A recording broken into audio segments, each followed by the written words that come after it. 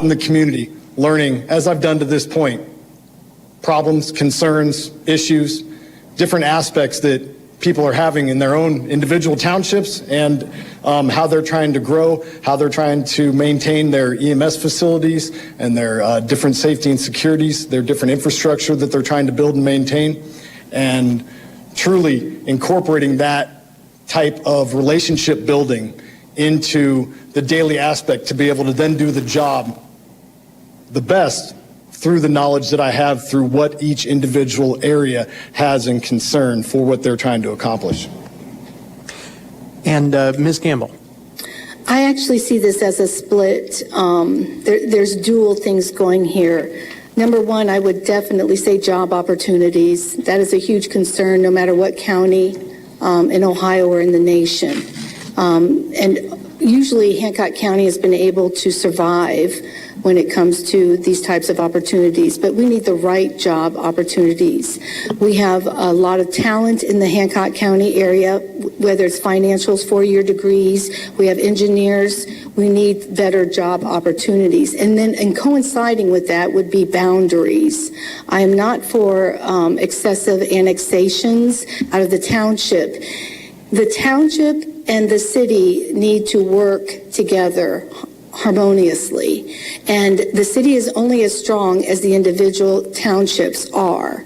It's not fair to these townships that they're building up their communities to then have land annexed out of there, because those funds could have actually helped out the township.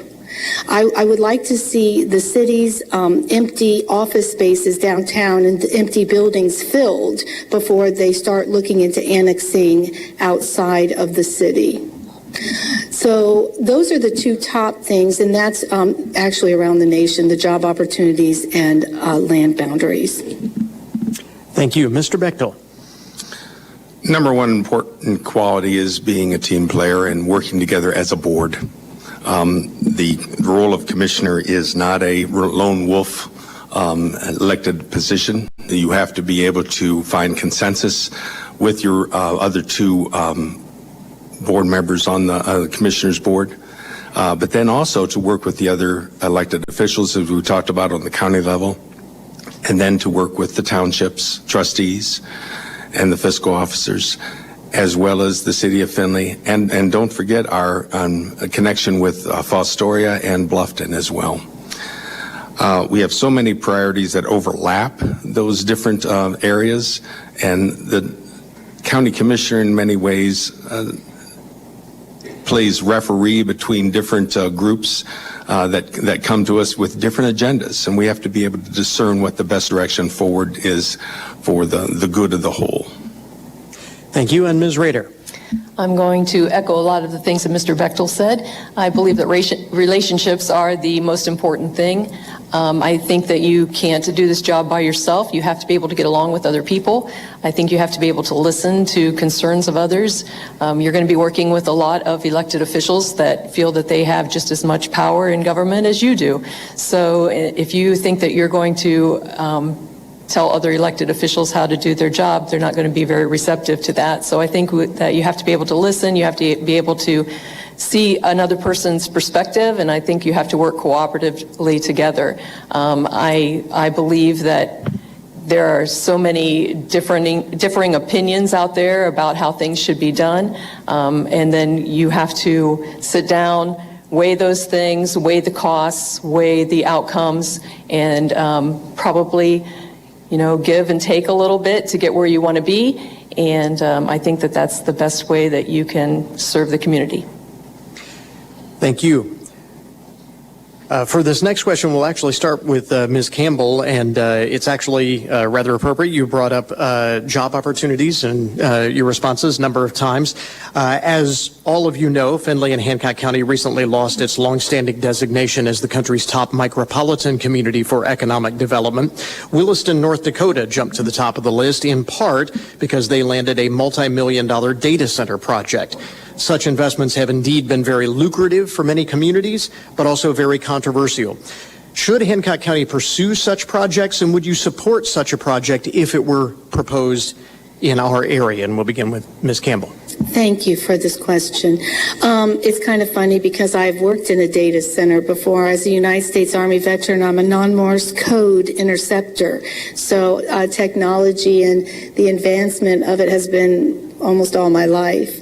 When we first became the Micropolitan, I was working with, it was Solomon Software, and then we got purchased by Microsoft. So I was part of Microsoft in that building in the very first time that we were called that. So we broke the ground for that. It was quite an honor to do that. But one thing I've noticed too with technology, especially now, it is moving at the speed of light.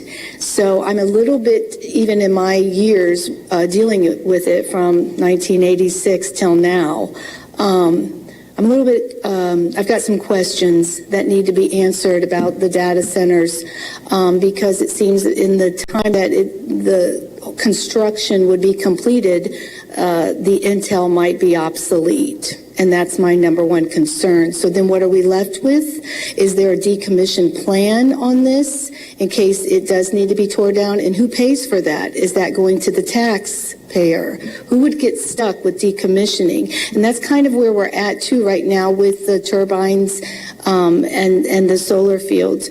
I want to see a decommissioning plan to make sure that the decommissioning of these technologies do not fall on the taxpayer. Mr. Bechtel. I share in all of Mrs. Campbell's concerns about data centers. We have not been approached as of yet from the Board of Commissioners about any data center projects.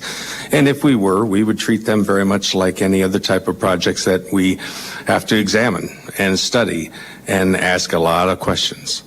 And it won't be our decision alone. We'll be seeking guidance and opinions from the township trustees that may be affected. Most of the time when a project like this comes about, they already have a site in mind. Well, we like to explore, some other options. When we talked about this at a previous meeting, I made mention about something with the city of Findlay. I realized that the city of Findlay does have some restrictions with zoning that they can control whether data centers fall into their neighborhoods or not. But those are discussions that we need to have and play referee on as the commissioners go forward with that. Thank you. Ms. Rader. I also have concerns about data centers. I don't think we know enough about them yet to know if they are going to be good for the community. We do know that they are a strain on the electric grid. We do know that they're a strain on natural resources. Even with closed loop water use, there's still a strain on the water systems. So I think there are a lot of concerns that need to be answered before we can make a judgment one way or the other. We do see the one going in along I-75 that looks like a small city being built. So that also is a concern. It's taking up a lot of room. A lot of farm ground has been used to build this data center. So there are a lot of concerns. I think that I'm not educated enough in this area to know, but I think that until I do, I'm probably a little anti. And Mr. Jones. So I'm definitely going to echo some of the comments that were already stated up here is, we need more information. There needs to be more research. We need to know what we're getting into, what the exit strategy is, what the infrastructure is, and really on a case-by-case basis to consider the best interest of, the city, the county, and how it impacts the townships on all different levels, from the agricultural resources, the natural resources that it'll use, water, power, and how does it benefit? It won't be my job to say yes or no to this project. It will be my job to create the information to be able to present to the townships or the entity that's going to be wanting to build this infrastructure, to be able to provide them the most objective information for them to be able to make the best decision for their individual communities on what that looks like from all different aspects of what I just laid out, from resources to agricultural land and the other aspects that this will impact in our communities. Thank you. We have reached, believe it or not, already the midway point of our forum this evening. We are going to take a very brief break, and we'll be back in just 2 minutes with more of tonight's Hancock County Commissioner Forum from 50 North on WFIN. Your news authority is 1330 WFIN and 95.5 FM.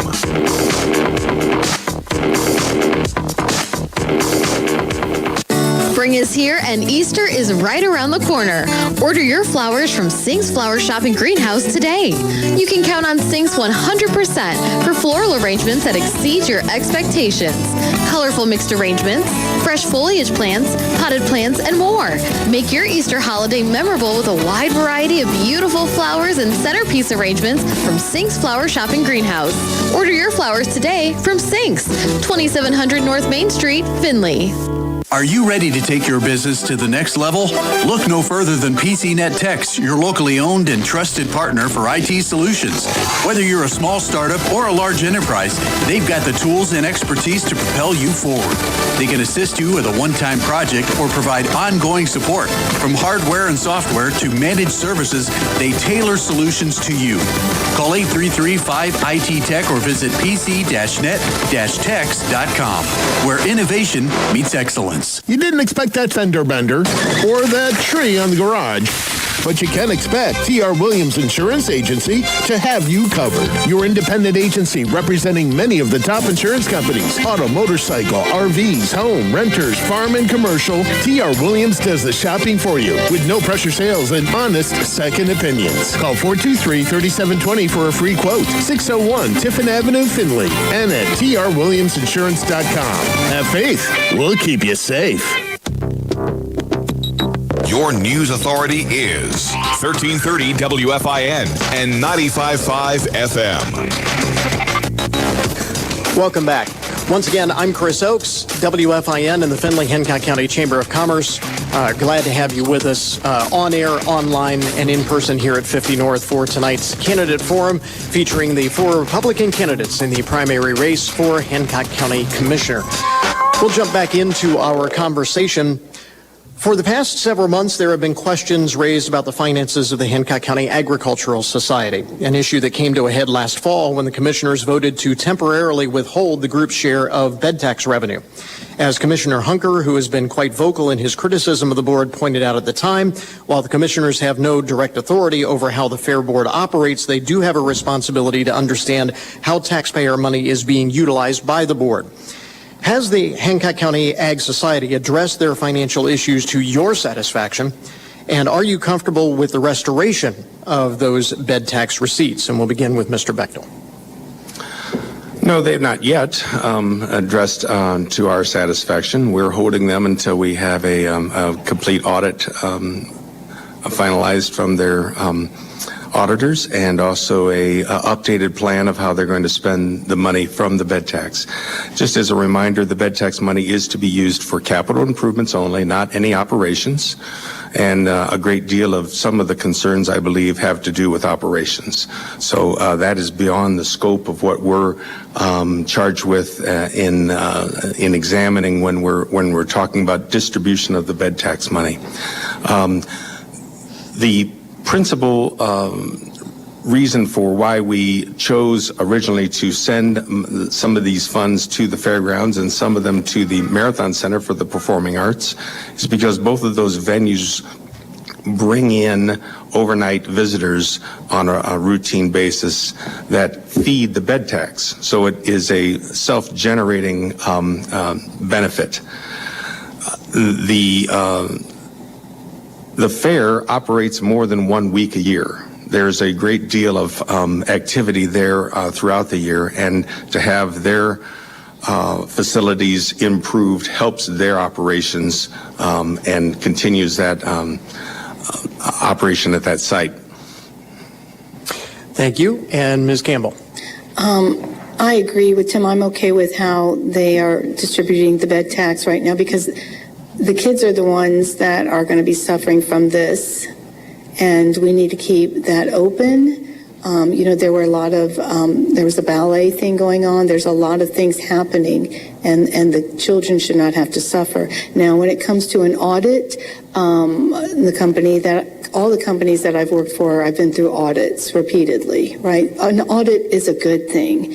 It can show you where the money is leaking. It can show you what the changes that you need to make, right? It's a good thing. It's a tough thing, but it's a good thing to go through an audit. And I'd like to, from what I understand, the results are not in yet from that audit, and I would have to wait to see what the audit says.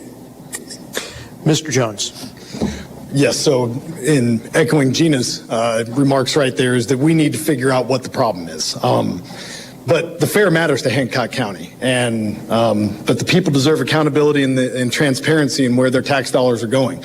So we need to figure out what the problem is, where the issues have been, and solve them. And until that audit is complete, until we go through that budgetary aspect with the scalpel and figure out what happened, why it happened, and how we overcome that problem from happening in the future. I don't have all the answers sitting here right now until I'm able to obtain that information. But the one thing that I think that we walk out of here with is that the fair is an important aspect of who we are here in Hancock County and how we support our future agriculture. The kids that come up in those programs, the FFA, the different aspects of what that supports is extremely important to the backbone of this community. And so I support the fair and the fair board 100%, but obviously we need to figure out what happened and why it happened.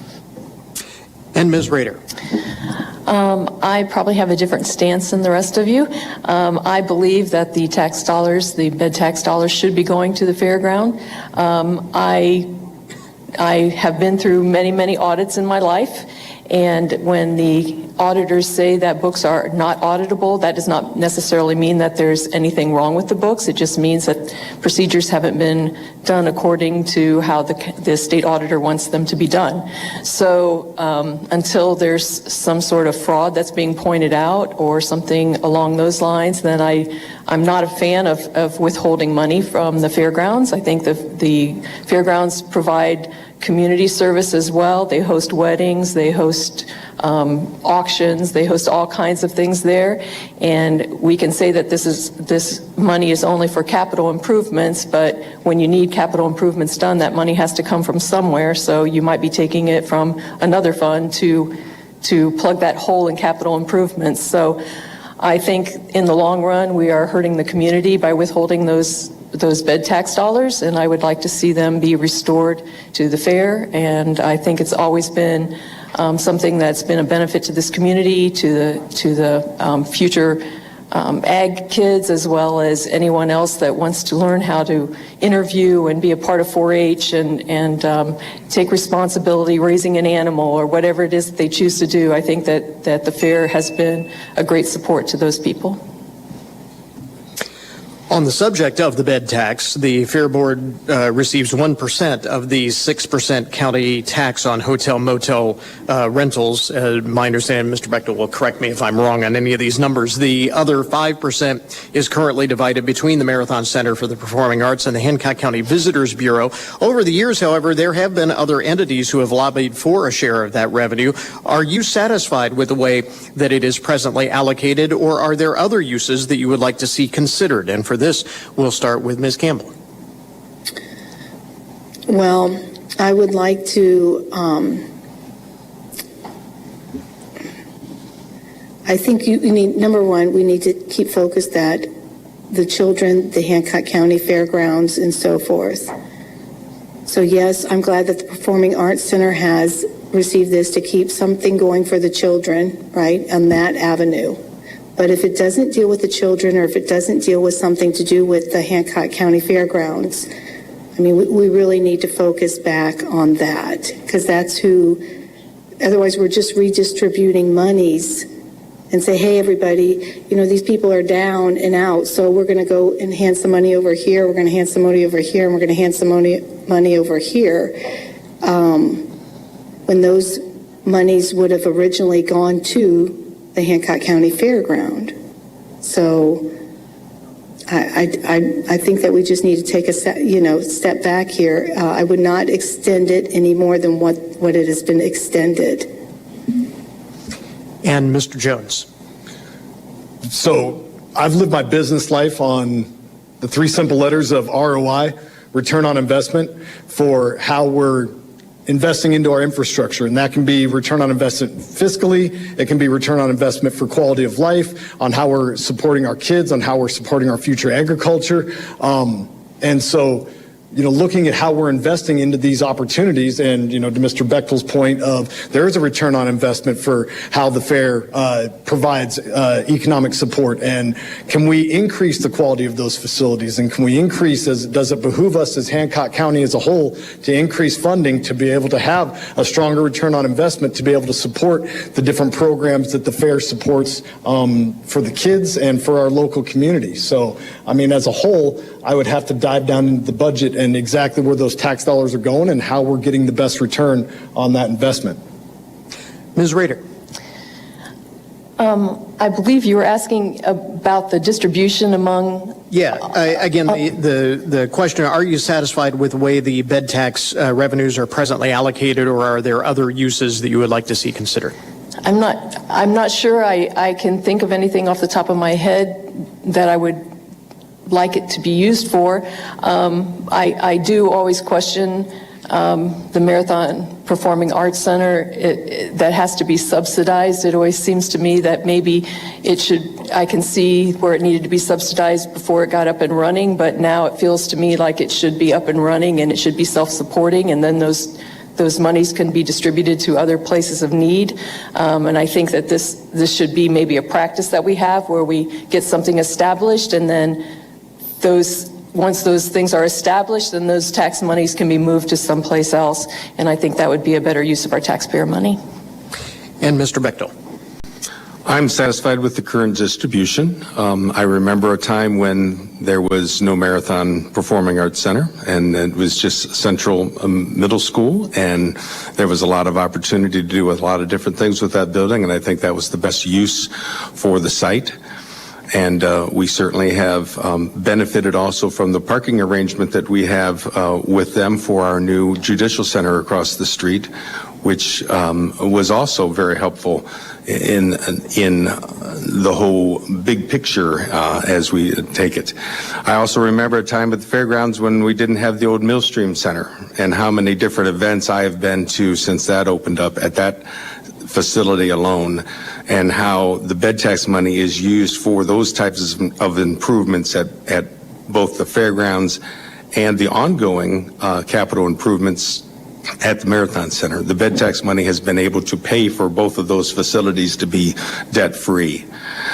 So as we go forward with further enhancements to both sites, I believe the commissioners would be welcome to look at other options as they come available. We've not had any detailed spending plans sent to us to reconsider, as opposed to how the current configuration is laid out. So we would be welcome to look at those in the future.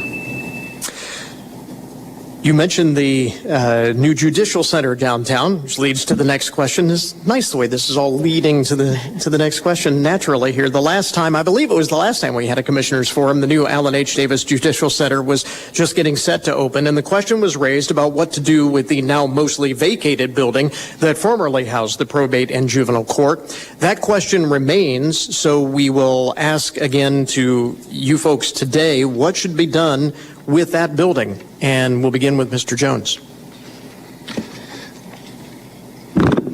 So from my point of view right now, I don't see the value of that building from a historical aspect, the way that it sits on the property, with it being used only as storage right now, and the renovation cost seem to outweigh the benefits that we would get from that building as a whole. From a safety and security aspect, we've shut down Corey Street right there to be able to provide a safer environment right there, where the police station, you got the sheriffs, you got the new judicial center, you got the city hall. It is a judicial environment, and right now it seems like we have a very dilapidated building that is costing us as taxpayers a significant amount of money just to keep the lights on and to have document storage in there right now. And until I was able to dive in and do a full facility a study on facility use study.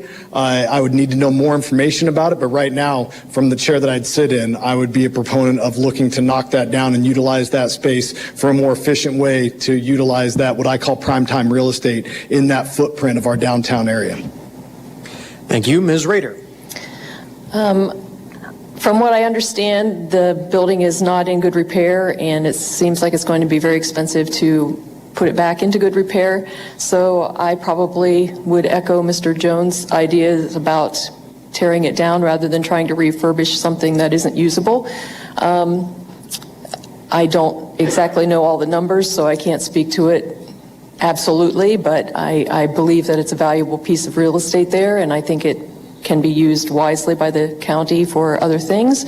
And so I think probably I would have to look at the numbers to give a definitive answer, but I think at this point, I think it probably isn't worth putting the money into it to try to bring it back.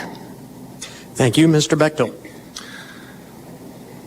The building has been placed on the endangered building list on the state of Ohio from the national or from the preservation group. The only salvageable part of the building I can see from an architectural standpoint is the part that is under what is the green roof, which is the original church structure. Over the course of 150 years, they had done several different additions to them. All of them are the biggest problem areas of the building. When we talk about it being dilapidated, we're talking about the additions, not the core center part. We got to be careful not to tear it down too quick. We have the Adamus board currently occupying that space until their headquarters are fixed up and renovated on Carnahan. And we also have a records retention being put into there as well. But this won't be a single commissioner's decision. Again, this is the board's as a whole. And there are local historic preservationists that find a great deal of value in that building. And I have heard a tremendous amount of response from the public about saving it in some way, shape, or form. And that's why I would seek to at least save the core structure and get rid of the additions that don't mean as much historically. Thank you. And Ms. Campbell. I would actually go to the voter and ask them what they would like done with this building, because there are some people that do see value in it, even though it's in the current state that it is, and then there are a great deal of people that think that it should just be taken down. I think that should be a community call. I love to bring the voters in, the taxpayers in, because they're the ones who will be affected by this. So I would ask them, what are your ideas and what would you like to be done? So yes, we'd go to the board, but I think we need to hear from the community first. Thank you. There are more questions that I would like to get to, but we are running short on time. So at this point, we will move directly to our final thoughts. And for closing remarks, we'll begin with Mr. Bechtel.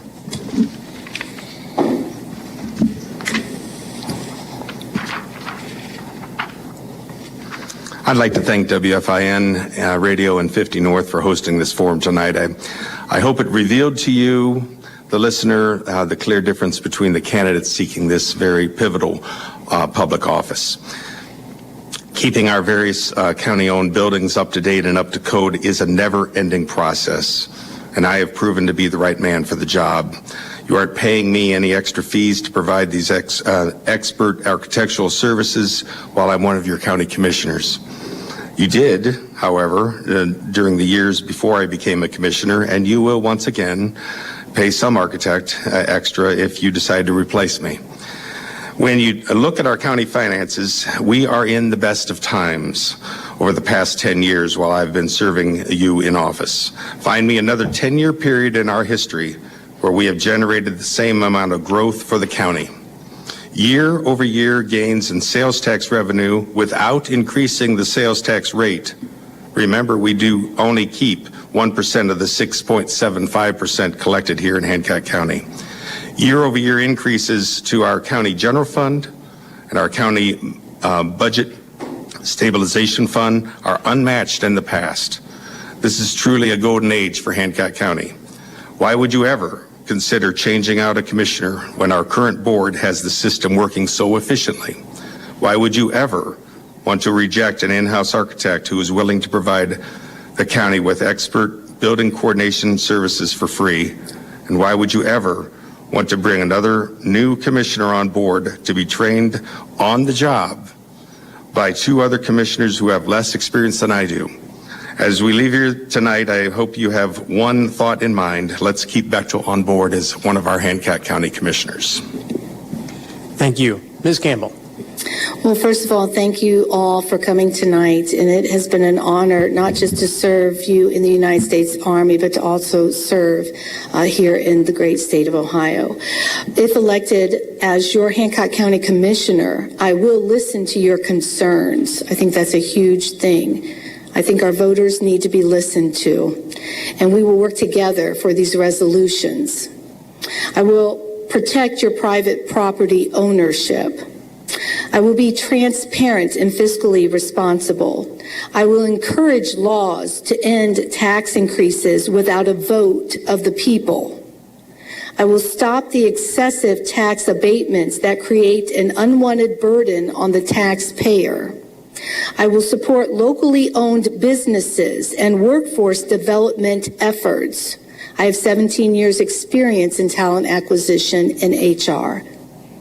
I will support our local law enforcement and public safety. I'm confident that if we work together, we will be able to turn Hancock County around for the better. And I encourage everyone to make your voices heard and exercise your right to vote on May 5th. I want to thank you again for your time and dedication to protecting our community. Thank you. Mr. Jones. So I have over 20 years of leadership experience, including well over a decade of successfully managing multi-million-dollar budgets and operations and capital projects. I have the qualifications and the background to be able to do the job successfully. But what I have more than anything is the ability to cross-collaborate. I have the ability to be able to work with each individual township, each individual resident, and the stakeholders in this community to be able to figure out problem-based solutions, to be able to know what their objectives are. I have a program called Objective-Based Problem Solving, and it's creating solutions for the objectives that you have. Each individual township has its own concern, has its own priorities, has its own issues that they're dealing with. And with my experience and my knowledge, I have the ability to work as a team. Together, everyone achieves more to be able to accomplish the goals that they set out to do. It's a solutions-based problem-solving approach, and it has equaled success in my career time and time again. And one thing that I can promise you is that I'll never be outworked, and that I'll work as hard for your tax dollars as you guys have who earned them. So thank you. Thank you. And lastly, Ms. Rader. I think I would be a great county commissioner. I don't say that lightly. I think that I have the government experience, 30 years in government experience, which is unmatched on this stage. I've learned to cooperate with other officials. I know how to work well with other people. I have the fiscal responsibility behind me, and I've shown that I can be good with money. I know how to spend money wisely, and I know how to look out for taxpayer dollars. And I think that that's a great asset to have, and I think that that's something that the community appreciates. My husband and I have raised 3 sons who have all chosen to get married and raise their families in Hancock County, and I think ultimately that's what we strive for, is to have our future generations want to live here. We can only be as good as the people who follow us, and I think that that speaks for itself. I think that our future generations are looking for opportunity. They're looking for a nice place to raise a family, and I think we have that here. I think we can build on that. I think that we can make it even better than it is now. And I think that the way we run our government and the way we protect our tax dollars is very important to get to that end. I know Mr. Bechtel speaks to the ability of being an architect, but I also think it's important to plan things, stick to plans, and get things done in a timely manner, because if we don't, that costs the taxpayers a lot of money. Every time something has to be rebid, that costs the taxpayers a lot of money, and that's been happening lately, and I think that that's something that we need to put a stop to. I think that we need to be way more responsible than we have been, and I think that that's an asset that I have and that I can bring to this job. Thank you. Thank you for joining us tonight. We'd like to thank the candidates for taking part in this evening's forum. And a reminder, once again, that Election Day is Tuesday, May 5th. Early voting begins on April 7th. I'm Chris Oakes. Good night. Thanks for joining us for tonight's Candidates Forum on WFIN. Our broadcast from 50 North was sponsored by T.R. Williams Insurance, Sink's Flower Shop and Greenhouse, and PCNet. The preceding has been a special presentation from your news authority, 1330 WFIN, WFIN.com, and 95.5 FM.